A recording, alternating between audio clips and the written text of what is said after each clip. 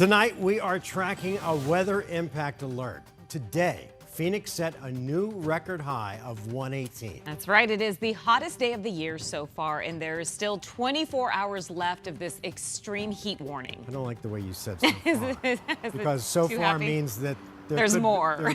More and worse.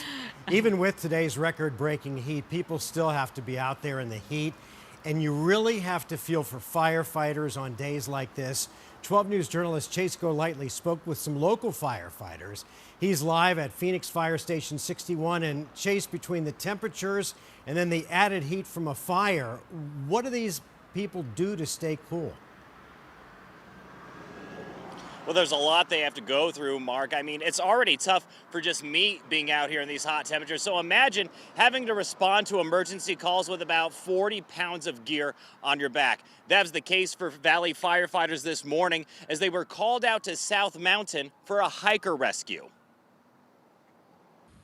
Was out hiking on the trail and then fell, and then also was having some emergency issues as well. An elderly hiker had to be airlifted off South Mountain because of a heat-related illness, a problem Valley firefighters deal with on a regular basis during the summer. This is some of our crews that are actually down hiking with the patient coming back from the trail. Captain DJ Lee telling us rescuers had to walk about 20 minutes themselves just to get to the man's location, hauling gear the whole time. They do hike out to the patient wearing their uniforms. At the same time, they're also carrying about 40 pounds worth of gear.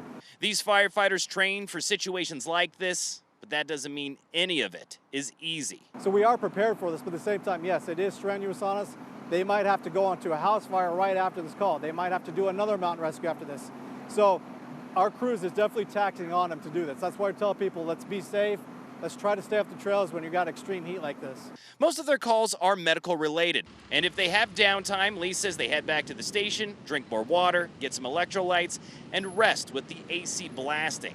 But it's also that time of year when those AC units go down. We're super busy this time of year. Ray Higuera, the general manager at Precision Air and Plumbing, says his workers are visiting 150 to 200 customers a day. We're 24/7. This is the time of year where AC is a lifeline. The majority of calls being repairs. AC is not keeping up, or it's already broken down and they got no AC in the home. Which is why he encourages homeowners that if they haven't had their units serviced in over a year, to make that call immediately. Otherwise, you may be spending a lot more down the road. It's a hot time of year, and a lot of people are just not proactive, and so they end up paying for it on the back end because it causes more problems that are prolonged. Now, for those living in apartment complexes in Phoenix, the city requires air conditioning units to cool to at least 82 degrees. So if your AC stops working and gets higher than that amount, the landlord is required to step in and take action, making accommodations within 24 hours. We're live in Phoenix. Chase Golightly, 12 News. All right, Chase. Thank you for that. All right, let's